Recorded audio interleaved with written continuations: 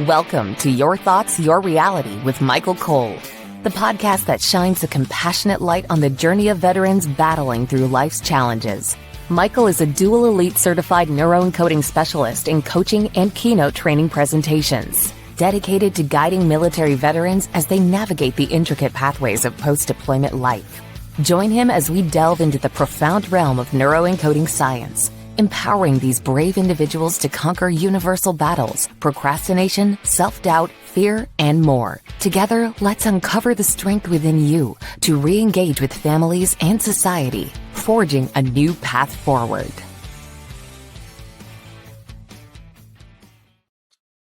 Hello, everybody. So we have a couple of my favorites, I should say, people on today. We have, what was that? You're my favorite. There you go. Now, Robert, I love you too. Now let's get serious. Jeez. So I have Cathy and Robert Casteel on. They've been on multiple times, and they always bring amazing thoughts, information, and so on. So a little bit about them. They are certified neurotransformational coaches with decades of combined military experience. They have over 54 years combined of military experience. They specialize in helping individuals release false beliefs and break generational cycles to rediscover their authentic selves, which is amazing and super important. Their work emphasizes healthy collaborative strategies for healing trauma within intimate relationships as well. And that's what we're going to kind of get into today. So people that aren't familiar with you yet, haven't seen you on here, I don't know how many times. Tell us a little bit more about yourself, Leah. You go ahead. So I spent over 30 years in the military, over 15 years in corporate America. I met my husband late in life. And when I met him, I had a whole bunch of stuff that I hadn't dealt with. So they say hurt people.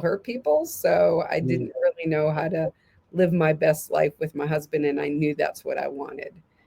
And so I got introduced to self-development in 2013, and it just lit a fire. Yeah. Fantastic. How about you, Robert? So I spent almost 24 years in the Army. While I was in the service, I was married twice, divorced twice, and then I met Cathy after I retired. And our growth from the time we met to today is so magnificent. It's been life-changing, and it's just getting into personal development and then finding our community of warriors and queens and getting into that community is our growth in relationship is just springboarded. Yeah, absolutely. And I want to say, warriors and queens is fantastic. Dave and Yvette Uloa, amen. So how do I say this? So as far as, we're talking about trauma and healing together today, right? So let's, if we can, you guys are always, fantastic and share vulnerabilities and that kind of thing. And I think especially as a couple, we don't get a lot of couples that come on to do this with us. So this is a treat for us. So everybody, really just dive into this and take notes, all that fun stuff, if you will, because these two amazing souls are just some of my favorites. So let's dive in if we can. Does that sound good, guys? Absolutely. Oh, yeah. If I may share one thing before we get started, me and my husband had a great relationship. And I use that word great. We had a great relationship before we started diving and being intentional on our marriage. The only thing that improves is what you're intentional on. So we became intentional on improving our marriage. So we went from having a great marriage to now having a passionate marriage where I now have my husband's devotion, which just is over the moon for me. So I just want to share that, like as Robert shared, what we are now is not what we were when we got married, and what's possible if you're willing to put some intention into it. Absolutely love that you say that, because that's what it's all about, right? Because if you don't put that intent, my wife says, talks about, people being roommates, more than passionate and in love with each other. And, I don't care if it's been 3 years or 50, if you put that intent in there, like you said, it changes the game. So let's talk about that first before we start diving into trauma, if we can. So what are some of the tools that you would give veterans and their families that you guys have used personally to just reconnect? So that I know, people that haven't seen you on here yet, I kind of want to get a playing field, if you will, on kind of what Warriors and Queens and what you guys, of course, coach people on. So let's start with when you have a disagreement with your significant other or your partner. Typically what happens is, for Cathy and I, what I would do when we would have a disagreement is I would get mad with what was going on and I would walk off. I'd go downstairs to cool off or whatever the case may be, or take a baseball bat and whack up against a tree or something like that, something to get the frustration out, and then come back later and talk about what was going on. At no point in there would I own up to anything I did, and I wasn't really cleaning my side of the street up. So one of the first things is take ownership for your actions and clean up that side of your street. You can't clean up your significant others, and you can't clean up anybody else's. It starts with you. Amen. I don't know, Cathy had something she wanted to add into that too. Yeah, so there are times that me and Robert have had disagreements that I don't feel like I didn't contribute anything to that. I'm not apologizing because I didn't do anything wrong. And two things on that. One, my mom used to always say it takes two to tango. So whether you think you contributed to that or not, we all had a small play in the part. Yeah. And the other part is, do you want to live in that energy? Sometimes I don't feel it's my fault, and somebody has to go first. So I can either live in that energy, or I can choose to be the one that steps up this time and goes first. Yeah, I love what you just said. First, before I even go there, though, how many bats did you break, Robert? It was an aluminum bat, so it didn't break. Over. Would have felt better if it broke, right? Yeah. Instead of vibrating up your hands. But it was probably just that reminder of, is this really worth it?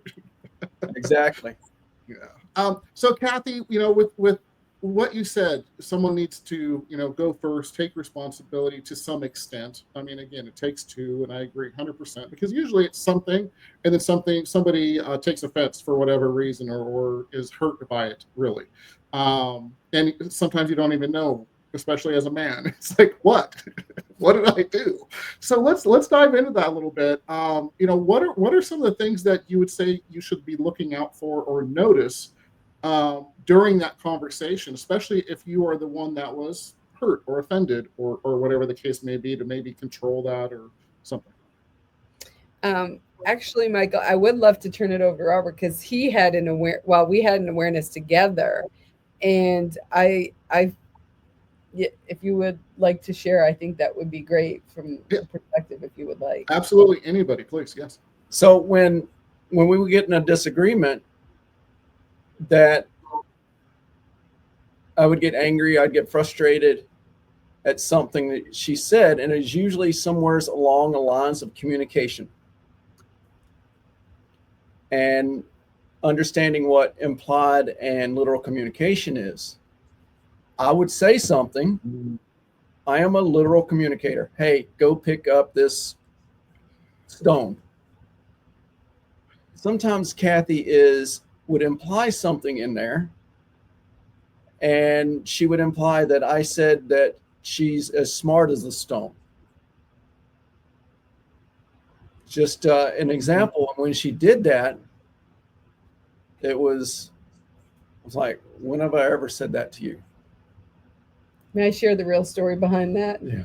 So he's giving an example. I'll give you the real deal. So I am an applied communicator, which means you should know what I'm saying by what I'm saying, versus what Robert says is literal. Yes. With the exception of when he gets into energy poor, I have to stay on my toes because that's what creates some dynamics as well, as he switches to an implied communicator. Like, you're literal, like all the other times, like, and now I'm supposed to know that you're shifting to an implied communicator. So basically he had said something, and I don't remember the exact verbiage. What I heard in my head is, are you a freaking idiot? Like, can you not see this? Oh, that went over well. Not well at all. So after a while, I was like, when I got the story out of her, what she thought, and I just basically asked her, when have I ever said that to you? And that's when we figured out about the implied and literal communication. And I must have been really triggered on my not enoughness, because, I mean, he's never said that to me. I heard that, so I must have been triggered about something or feeling not enough about something. So that was just my unconscious mind saying, oh, let me validate this not enoughness for you. So we'll throw that in there. And that's what let me make you really feel this. Well, and another thing is, your partner, only thing your partner's doing is holding up a mirror and reflecting what you're seeing. In other words, if you're not feeling enough, it's a mirror looking back at you. It's not something the other person's doing. The other person is just making sounds or doing some sort of action. You're the one that's interpreting it as, I'm not enough. Yeah. And I think we do that as human beings a lot. You know, our thoughts, unfortunately, are more negative than positive for the average person. You know, it's you know, we've had a lot of people on here. We talk about it a lot, about how, you know, your thoughts are taking you down a road that isn't true at all, and 99% of the times never going to come to fruition. So it's very interesting how our mind does that. So let's dive into trauma a little bit. Unless you guys have anything else on this, so you want to just dive into more, because it's really great stuff, by the way, guys. Yeah, one of the things I would do is I would walk off when when we were having a disagreement. I'd just walk off. I'd go in the shed or go out back, whatever the case may be, and not understanding what was going on. A woman's safety center is 3 times larger than a man. And they will feel unsafe multiple times a day, where men they don't feel it. They may be only a few times in their life, depending upon their jobs. What we learned is through our work is, if I reinsure Cathy, hey, look, I've got to go cool off. I'm going to walk away for a bit. I will be back. That makes her feel safe and secure, and it don't violate her safety center. You got something you want to add to that? It just, from a woman's perspective, a couple things. One, he could say he loves me 1,000,000 times a day. Still doesn't quiet the voice that maybe this time he'll leave. So the constant reassurance he gives me throughout the day softens that voice just a little bit. And I'm not going to say that even when he tells me, like, hey, I'm going to go downstairs, cool off, I'll be back, I'm not going anywhere, I still love you, we're still going to stay married, doesn't mean that I still don't feel a little unsettled inside, because I don't like conflict between the two of us. Right. That being said, though, it's a lot more quiet than the raging voice I used to hear. Yeah, and that absolutely makes sense. And I'm really glad you guys brought this up, because it is so important for that little communication, right? Of saying, hey, I love you. I'm going to be right. I'm going to be back. I need a minute for myself. I just need to get myself right so we can have this conversation the right way, and not the way it's heading now. And that is a game changer for those spin cycles, if you will, where our minds just go crazy. And, because if you don't step away, and you guys know your patterns, if you don't step away, things are just going to get worse and worse and worse. And things are just going to be said that no one really means, or just hurtful and so on, that a lot of times you don't really come back from, because those things do stack. So I love that you brought that up. I really do. It makes a difference when you come from a place, we call it human instinct or human spirit. There's a difference in the type of conversation that you have, the quality of the conversation that you have when you're coming from human instinct at each other and human spirit. So we have a tool on that. Can you explain that some more? Absolutely. So human instinct that's your fight or flight. That means like I have to go kill the deer because I got to feed my family. That means my life is on the line. No, I have not known any intelligent, respectful conversations come about when we're in fight or flight, because it's all about protection. Yeah. Whereas human spirit, that's when we're open to possibility. We're open to different thoughts. You're in an energy, at least energy neutral to energy rich state. So you can see other perspectives and maybe see where you played a role in it versus just, going straight after the jugular. Yeah. I think it's super important. Please, Robert, you're going to say something. So my hallucination is that for the veterans that have seen combat, that human instinct was driven so deep about the actions that they had in that situation that they're in a constant loop and they can't get out of that trauma to grow their life, to better their lives. So a lot of them that suffering from PTSD is a constant trauma that keeps replaying for them. And it comes, I honestly believe it actually comes from that human instinct being driven so deep, so hard in that situation that they can't fight out of it. Yeah. And there's a portion of our brain where it literally gets stuck, where normal bad things that happen, it goes around and releases. And what happens is it gets stuck in there until they, in my opinion, create new belief systems about the situation and what happened. And that's when it gets released. And that's what I've seen. But until then, it sits there, and then we keep thinking about it. The trauma happened once, generally, but it's the repeated thinking of it that creates that trauma that just keeps going and going and going, that they can't escape, if you will. So I'm glad you brought up trauma, because that takes us to our next section. So in relationships, and thank you, Robert, for bringing that up, because it's super important that people understand that. With relationships and couples, and again, I love when you guys are on, because we get to really do this. So with a trauma, and you guys can, if you will, bring up something from yourselves or just something out of just thoughts. What is a trauma, and how is some of the best ways to kind of bring up, hey, I'm dealing with the trauma? Because we know veterans are conditioned, man, to deal with it on their own, work through it. Don't ask for help, all these things. And of course, we know the most courageous thing we can do is actually ask for help. So where give me some thoughts on where to start. Where would you suggest, hey man, I'm really dealing with something, and I need to talk to somebody. Give me some thoughts that you have that realization, if you will. So for myself, to deal with the traumas I had, I had to start with asking myself if it's a repeat trauma. For instance, like I said, when I first started, I've been married twice. So there's some relationship trauma in there from both those marriages.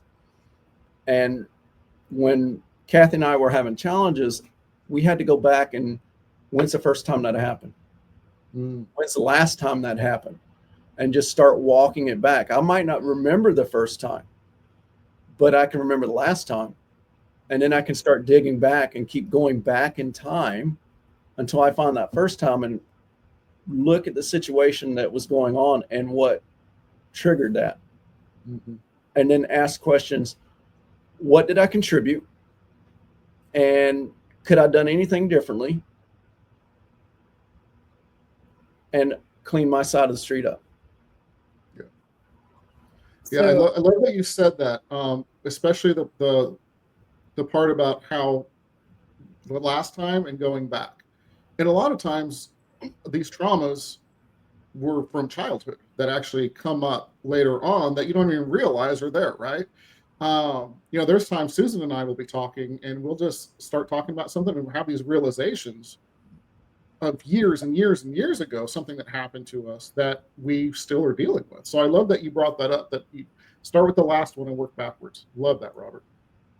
Most of our traumas occur when we're 0 to 8 years old. Like that's when we're building our belief systems. Yep. And so by going back, you can look with the older, wiser self and look at it. Did it really happen that way? Because one of the things, so I'll share something I'm working through right now. My dad was not the best dad in the world. He had his own challenges. I truly believe a lot of it was generational. And this whole not being good enough, as we discussed a little bit earlier today, that's been a hot topic for me lately. My dad treated his stepchildren better than he treated his own kids. Like he wanted to spend time with his stepkids, got them things they needed, didn't go out of his way to come and see us. And so here I did all this healing on my dad and through many different tools. And I'm like, I'm good when it comes to my dad. And then all of a sudden something came up and it came back to that. And I'm like, here we go again. Okay, maybe I haven't healed everything around my dad.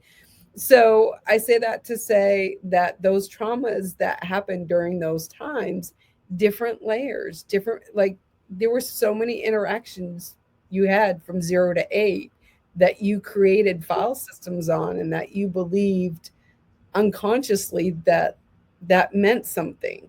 So by going back and revisiting it, as Robert said, and looking at it from a different perspective, you can now heal that part of you and have a conversation around it and heal your side street. Come back like after healing yourself and then come back and share the story.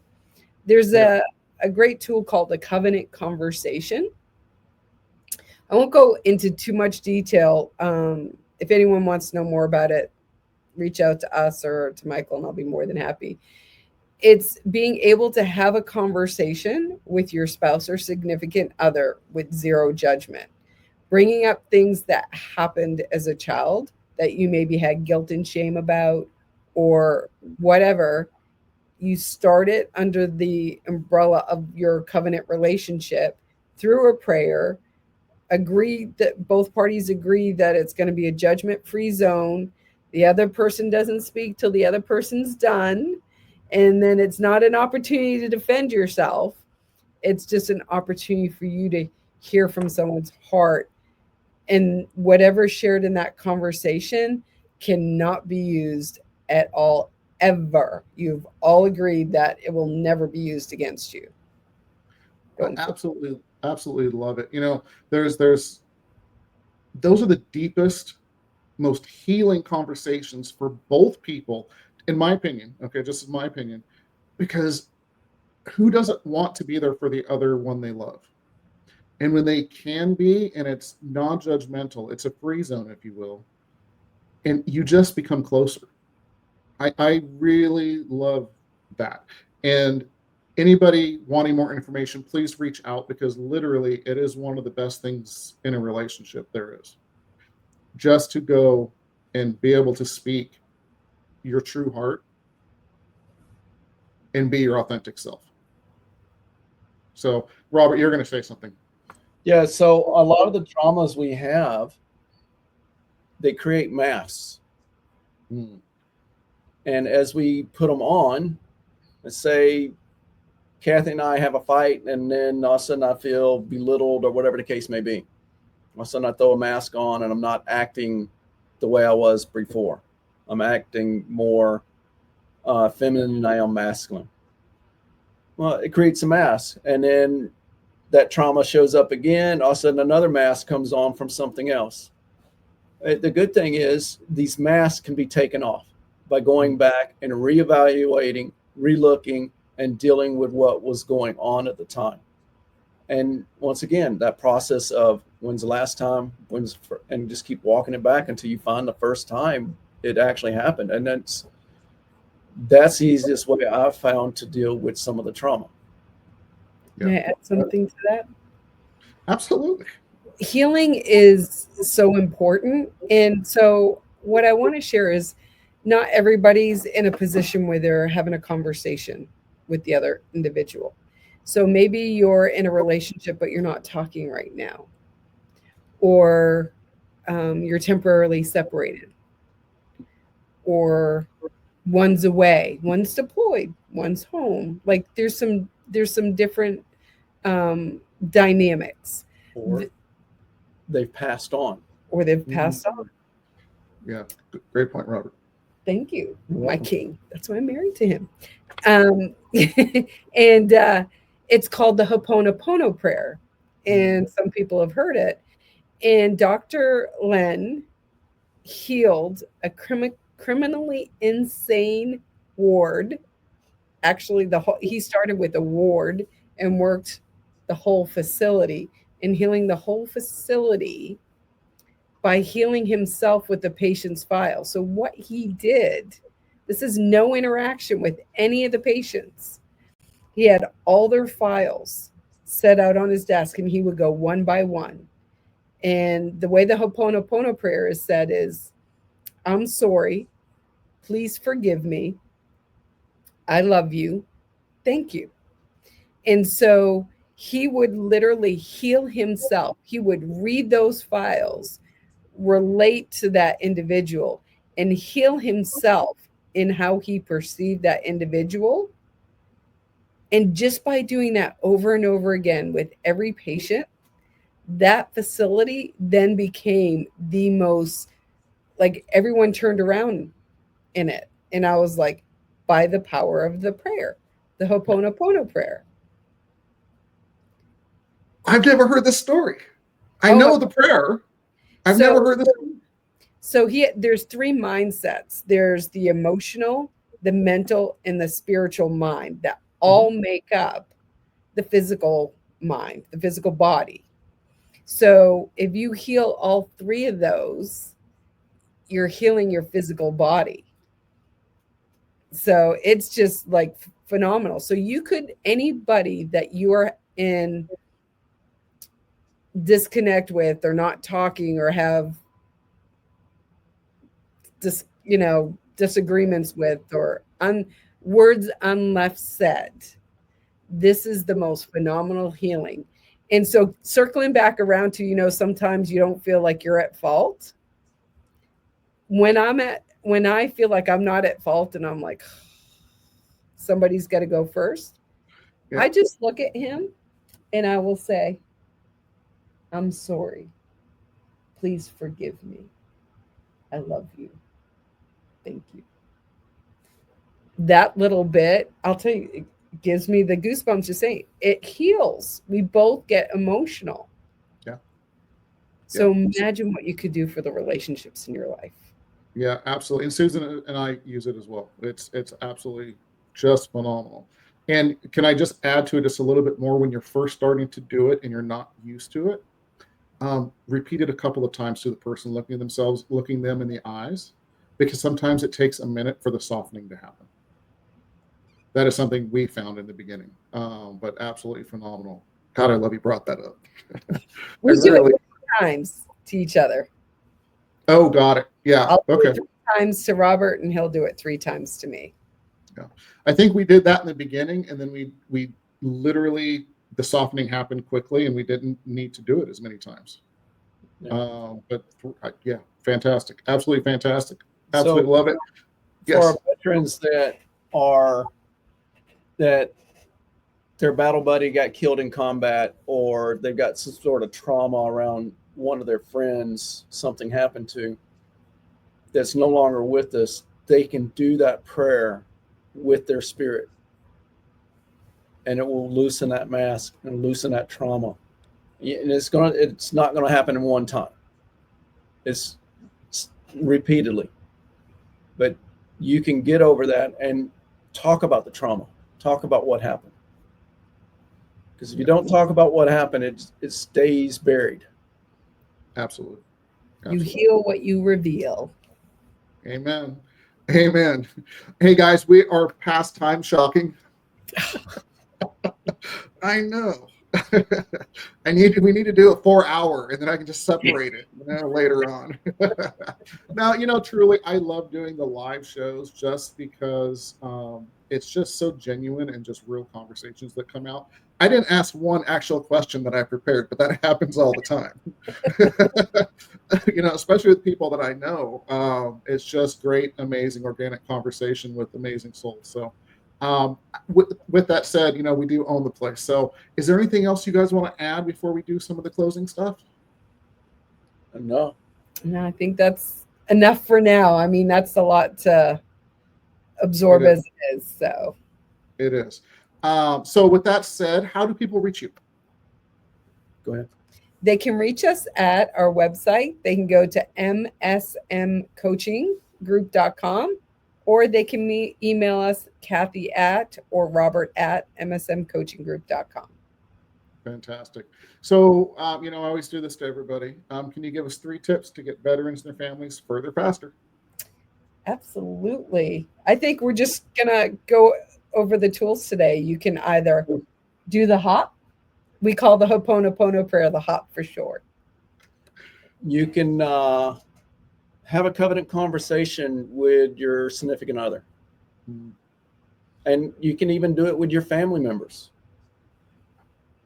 And the third thing is we do something, a modified of the Sedona method. So you can do the Sedona method, which is basically, can you just sit with that feeling? It's just walking through a releasing problem, a releasing trauma, like recognize the trauma. Can I sit with it? Not make it right or wrong. Can I just sit with it? Can I allow it to be there for as long as it needs to be there? You just sit with that for as long as you can. Once you can, it's like, awesome. If I choose to, can I let it go? Because we have the power of will. And then if I choose to let it go, then when would now be a good time to let it go? Love it. Absolutely love it. Thank you guys for sharing everything as always. And, I love having you guys on here. Love having you guys on here, especially together. I love you separately. I love you guys together even more on the show. So I just, as always, time is the most valuable resource we have as human beings. We do not get it back. Thank you so much for spending a few minutes of your life with us, creating the ripple effect.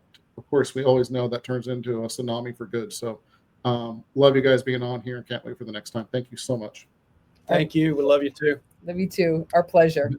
All right. We're out of here.